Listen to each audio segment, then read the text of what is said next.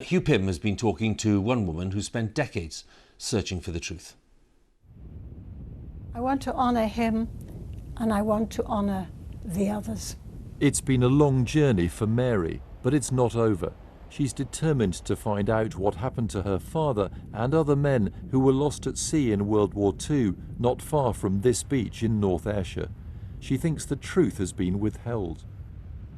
The thought of my father, of other men being totally forgotten, being deliberately hidden, is so wicked that I just must put it right. HMS Dasher, an aircraft carrier, sank in minutes in the Firth of Clyde after an explosion on board, thought to have been caused by a petrol leak. Mary's father, George, was one of 379 men who died out of a total of more than 500 on board. I remember the telegram coming, and my mother opened it and screamed.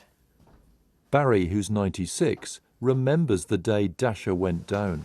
Well, I was walking back from the bus, and the next time I looked back, there was just the flames, smoke, because everyone seemed to have been told, no, don't talk about it. And even the survivors. There are just 23 known graves of those who perished on HMS Dasher and whose bodies were washed ashore, including some here in Ardrossan Cemetery. But it remains a mystery what happened to others. Look at that. Two local residents, John and Noreen Steele, have spent the last few decades trying to find out. They've interviewed survivors and eyewitnesses who said there were more bodies than officially recorded. The survivors told us they were taken down to the mortuary to try and recognise them. They said there's about 50 bodies laid out for them. What do you think happened to them?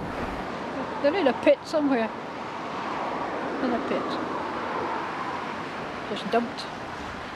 A Royal Navy spokesperson said the creation of a mass unmarked grave would have gone against official policy on the burial of wartime casualties.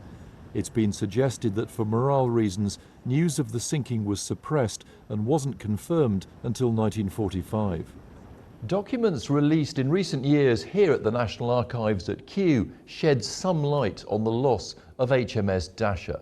Officials did not want to reveal details to relatives.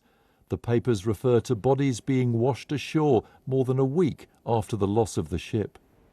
A former head of the Royal Navy thinks the whole truth has yet to come out. That a large ship like that, with a very large ship's company, should sink in enclosed waters, relatively enclosed, close to land, that there should be so few bodies that were actually buried together.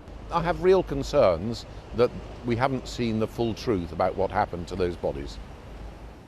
For Mary, the search for answers continues. She hopes to one day find out where her father's final resting place is. Hugh Pym, BBC News, North Ayrshire.